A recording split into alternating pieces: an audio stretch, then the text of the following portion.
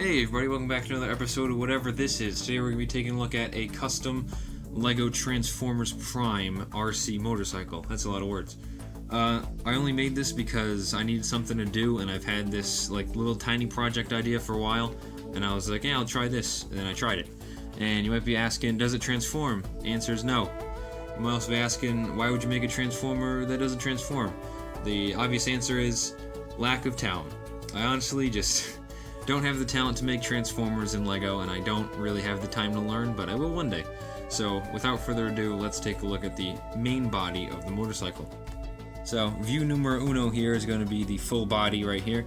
You can see starting from the back we have the exhaust, which if it can focus, goes back into the main chassis of the motorcycle, which is, I can't remember how it was built. I went through so many iterations of this that I can't really remember how that was built, but that's how it is.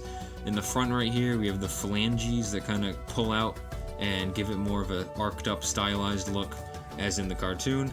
And then we have the front view right here, which this is the only possible way I could get both headlights onto this build, which was very hard and very necessary because that's kind of one of the key factors of the actual model in the show.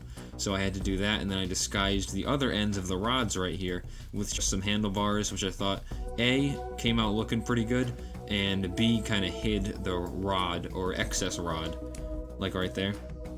So that was kind of a win-win scenario for that.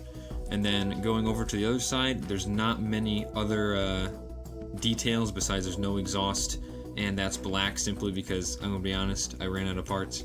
And going over to the top here, we have a seat, which I've never actually seen been done before, with the actual back flipped up, which is something that's key to the model in the show. So it also has this black seat going across it, which I wanted to do, and that's supposed to be, and I used Creo back there, forgive me Lord, I have sinned, but that's supposed to be blue. Couldn't find my blue one because I haven't used Creo in like 1 to 5 years, so that's kind of what I had to do. I had to use the black one, and that's it. You can kind of get more of a rider view right here. I kind of filled in these parts over here, give it more, Transformers toy look, like more cartoony style, and I feel like that just about sums up the model of this motorcycle here, and I think it looks pretty good. I think it definitely passes. Alright, so if you guys can't quite tell by this point, this is not the same quality as the last video. There's not as much time put into it, but that video was a giant project. This is my shameless begging, the only shameless begging I'll ever do on this channel. Please go watch that. It is my best video, I can say that without a doubt, and a lot of time and effort put into it.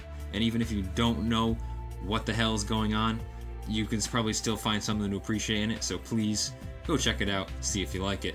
But without that shameless begging out of the way, this is about it. This was a quick little thing that I wanted to do while I was uploading my last video, and I was like, hey, I'm bored.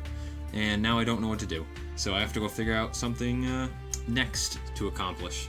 So without further ado, keep building, stay creative, and I'll see you all in the next one. That's a bit of a throwback reference right there to those of you who are a bit of the older audience. But this video's ending now.